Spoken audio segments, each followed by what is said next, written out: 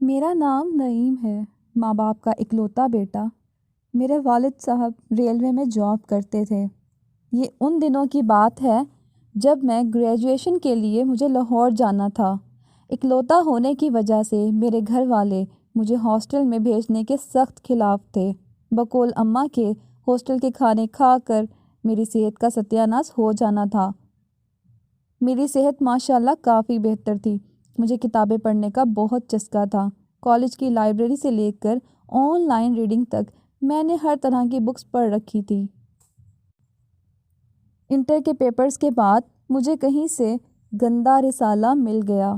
اس عمر میں ایسی چیزیں کسی کو پسند نہیں ہوتی، لیکن میں ہر چیز کو علم کی حد تک پڑھتا تھا اور اس وقت تک کسی منفی سرگرمی میں نہیں تھا۔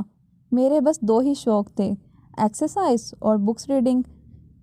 بکس نے میرے علم میں بہت بہتری لائی اور ایکسرسائز نے میرے اسٹیمنا میں۔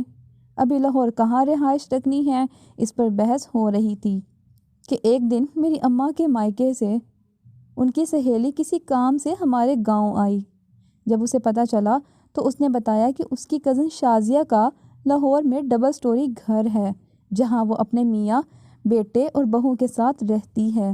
اس کا میاں اور بیٹا دونوں ٹرک ڈرائیور ہیں اور لاہور سے کراچی، کوئٹہ سے پشاور تک لمبے پھیرے لگاتے ہیں اور ہفتوں گھر نہیں آتے۔ اور وہ اکیلی خواتین اکیلے رہنے سے بھی پریشان ہیں کہ زمانہ خراب ہے، اور کرایہ داروں سے بھی ڈرتی ہیں کہ جانے کون کیسا ہو۔ انہوں نے اماں کو تسلی دی کہ گھبراؤ نہیں، وہ شازیہ آنٹی سے بات کریں گی اور پھر انہیں بتائیں گی۔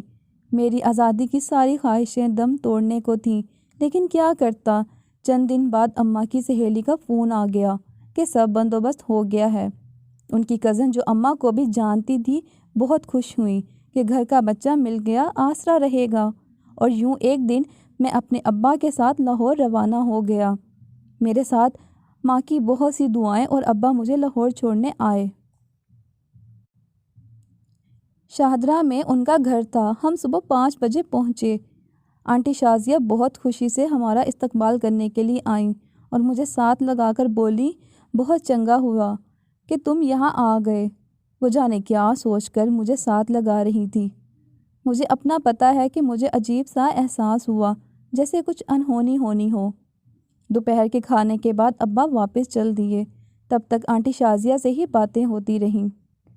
ان کی بہو کسی سہیلی کی شادی کی شاپنگ کے لیے اس کے ساتھ گئی تھی۔ ابا کے جانے کے بعد آنٹی نے کہا، آؤ تمہیں تمہارا کمرہ دکھاؤں۔ 2 منزلہ گھر تھا، جس کی اوپر والی منزل پر 2 کمرے، ایک ہال اور کچن اور باتھ تھا۔ میں نے شکر کیا کہ پرائیویسی ہے۔ میں نے کہا میں اوپر والی منزل پر رہائش رکھوں گا۔ انہوں نے کہا جیسی تمہاری مرضی، بے شک اوپر سو جانا، لیکن رہنا نیچے ہی، کیونکہ ہم بھی اکیلے رہ رہ کر بور ہوتی ہیں۔ اب تک میں نے نوٹ کیا کہ ابا کے سامنے بڑی چادر میں آنٹی شازیہ بہت بڑی لگ رہی تھی، لیکن اب گھریلو دوپٹے میں اتنی بڑی نہیں لگتی تھی جتنا میں نے سوچا سمجھا تھا۔ تھوڑی سی موٹو سی ہیں اور 40 سال کے آس پاس ہی لگتی تھی۔ ان کی سب سے اہم چیز ان کا بھاری سینہ تھا جو اتھل پتھل کر رہا تھا۔ شام کے وقت میں اوپر اپنا سامان سیٹ کر رہا تھا۔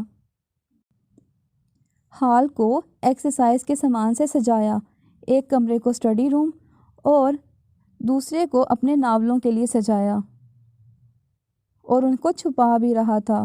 جب باہر دروازے پر کسی نے بیل دی، گھر کا اکلوتا مرد ہونے کی وجہ سے میرا فرض بنتا تھا کہ دیکھوں باہر کون ہے۔ میں نے منڈیر سے نیچے جھانکا، اف اف اف۔ جیسے ہی میں نے نیچے دیکھا، کوئی لڑکی جھک کے دروازے کے پاس سامان رکھ رہی تھی۔ دوسری لڑکی ٹیکسی میں بیٹھی اس کے دروازہ کھلنے اور اندر جانے کے لیے انتظار کر رہی تھی۔ لڑکی کے جھکنے سے اوپر سے بالکل اس کے ناریل دکھائی دے رہے تھے۔ ناریل کے ایک طرف لال رنگ کا تل تھا جو دال چنے کے برابر ہوگا۔ میں نے اندازہ لگایا کہ یہی آنٹی کی بہو ہے۔ میری جوانی کو ایک دم سے دھکا لگا۔ کچھ دیر کے بعد مجھے آنٹی نے نیچے آواز دی اور میں ان کی آواز کا جواب دیتے ہوئے نیچے چلا گیا۔ سامنے برآمدے میں آنٹی پلنگ پر نیم دراز لیٹی تھی۔ چادر بس نام کی ہی لی ہوئی تھی۔ مجھے دیکھ کر انہوں نے کھسک کر جگہ بنائی اور کہا ادھر آ جاؤ بچیا، اور میں نے ان کے پاس سائڈ پر سکڑ کر بیٹھ گیا۔ سامنے کرسی پر وہی لڑکی بیٹھی تھی۔ شازیہ نے دوپٹہ اٹکا ہوا جیسے کوئی کوشش کے باوجود بھاری اناروں کو چھپانے میں ناکام ہو رہا ہو، اس طرح سے لیا ہوا تھا۔ وہ لڑکی آنٹی کو شاپنگ دکھا رہی تھی۔ انہوں نے مجھے مخاطب کیا، یہ امبرین ہے میری بہو، تمہاری بھابھی، اور امبرین یہ نعیم ہے، بتایا تھا نا میں نے تمہیں بھابھی۔ میں نے سلام کیا اور بھابھی نے میری طرف دیکھا اور سمائل دی، ساتھ ہی ہاتھ آگے بڑھایا۔ میں تھوڑا سا جھجکا اور پھر ہاتھ بڑھا دیا۔ اف اف اف، جیسے ہی ان کا ہاتھ تھاما جیسے ننگے تار کو چھو لیا ہو، پورے بدن میں جیسے کرنٹ سا دوڑا۔ پھر میرے اندر میرا فطری اعتماد جاگا اور میں نے ہاتھ کھینچتے ہوئے انگلی سے ہلکا سا ہتھیلی کو مس کیا۔ ان کے چہرے پر ایک رنگ سا گزرا۔ کچھ دیر بعد وہ کھانا بنانے میں مگن ہو گئیں اور خالہ مجھے اپنے گاؤں کی اور میری اماں کی کہانیاں سناتی ہوئی مجھ سے باتیں کرنے لگیں۔ ایسے میں ان کا جسم تھرتھراتا ہوا اور بھاری انار دکھائی دے رہا تھا۔ شام کے کھانے کے بعد میں اٹھنے لگا تھا کہ آنٹی نے کہا لو تم جا رہے ہو، اتنی رونق لگی ہوئی تھی، آؤ اندر بیٹھتے ہیں۔ باہر ہلکی ٹھنڈی ہوا چل رہی تھی۔ وہ مجھے لیے امبرین کے کمرے میں آ گئی۔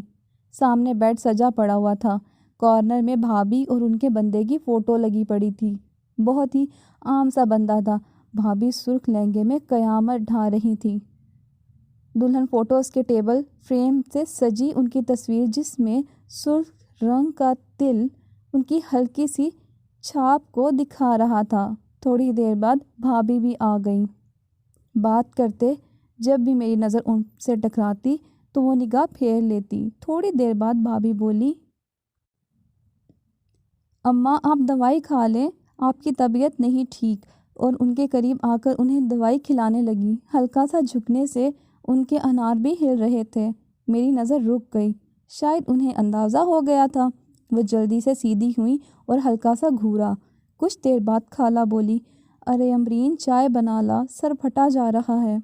آنٹی نے دونوں ہاتھوں سے سر دبایا۔ بھابھی چائے بنانے چلی گئی تو میں نے کہا شکر ہے آپ نے چائے کا بول دیا، میری بہت عادت ہے۔ تب وہ ہنسی اور بولی، تو بتا دیتے نا نعیم، تم اس گھر کو اپنا گھر سمجھو، جو دل چاہے وہ کرو۔ میں نے کہا واہ جی، اور تھوڑی ہمت کر کے کہا آپ کس چیز کی دوائی کھاتی ہیں؟ کہتی ہیں بلڈ پریشر کی۔ تو میں نے کہا اوہو، اتنی کم عمر میں بلڈ پریشر، یہ تو اچھی بات نہیں۔ میں نے مکھن لگا دیا۔ لو، آنٹی نے کہا میں تو بوڑھی ہو گئی ہوں اب تو۔ میں انہیں مایوسانہ جواب دیا، ارے نہیں، کب، آپ تو بوڑھی کہیں سے لگتی ہی نہیں، آپ تو بھابھی کی ساس نہیں بلکہ ان کی بڑی بہن لگتی ہیں بس۔ ایسا کہنے سے وہ اچانک کھل اٹھیں۔ میں نے اگلا تیر چلایا اور کہا سچی آپ بہت ینگ لگتی ہیں اور بہت گریسفل بھی ہیں۔ انہوں نے کہا سچی؟ وہ شرما گئیں اور کہا تم مذاق کر رہے ہو؟ میں نے کہا نہیں، آپ تو ابھی بھی جوان ہیں۔ ایسا کہنے سے میری نظر ان کے بھاری ناریل پر تھی۔ انہیں بھی احساس سا تھا۔ ایک چمک ان کی آنکھوں میں لہرائی جیسے شکاری کی آنکھوں میں ہو شکار دیکھ کر، اور کہا اچھا جی، کیا کیا گریس ہے؟ انہوں نے ہلکا سا جھک کر پوچھا۔ ابھی میں بتانے ہی والا تھا کہ بھابھی کے قدموں کی آہٹ آ گئی اور وہ سیدھی ہو گئی اور ذرا الگ ہو کر بیٹھ گئی۔ میرے کتابی علم نے بتایا کہ کچھ تو دال میں کالا ہے۔ چائے پیتے سمے وہ عام باتیں کرتی رہیں۔ پھر میں نے کہا چلیں آپ ریسٹ کریں، میں بھی چلتا ہوں۔ تب وہ بھی اٹھیں اور کہنے لگیں میں بھی چلتی ہوں اپنے کمرے میں، یہ تو امبر کا کمرہ ہے، اور میرے ساتھ ہی چلنی۔ بھابھی الماری کھولے ساری شاپنگ اندر رکھتے ہوئے مجھے دیکھ رہی تھی۔ باہر نکل کر میں سیڑھیوں کی طرف جانے لگا تو ان کی آواز آئی، بہت بے مروت ہو بھائی، یہ بھی نہیں کہ آنٹی آپ کو کمرے تک ہی چھوڑ آؤں، طبیعت خراب ہے۔ اور میں یہ بات سن کر بہت شرمندہ ہوا اور کہا چلیے نا، برآمدے کے اینڈ پر ان کا کمرہ تھا۔ آؤ تمہیں اپنا کمرہ دکھاؤں، وہ مجھے دعوت دیتی اندر گئیں۔ ان کے کمرے میں بھی ان کی تصویر ٹنگی ہوئی تھی، کچھ سال پہلے کی ہی تھی۔ میں نے کہا واہ کیا کمال ہے۔ تب وہ مڈیر کہا یاد آیا، اب بتاؤ کیا گریس نظر آئی مجھ میں؟ تھوڑا سا چپکا میں اور کہا کہ آپ مکمل گریسفل ہیں۔ لو یہ کیا بات ہوئی؟ انہوں نے کہا صاف صاف بتاؤ کیا کیا گریسفل ہے مجھ میں؟ شرماؤ نہیں، مجھے کہتی ہیں کہ توبہ تم کتنے شائع ہو۔ انہوں نے میرے رخسار کو چھوا، اف، ان کا رخسار چھونا تھا کہ مجھے جھرجھری سی آ گئی۔ ان کا لمس بالکل آتشی تھا۔ میں نے تھوک نگلا اور کہا تو بتا دوں۔ میرے اندر بھی ہمت آ گئی، میرا کتابی علم مجھے الارم دے رہا تھا۔ میں نے کہا اگر آپ غصہ کر گئی تو؟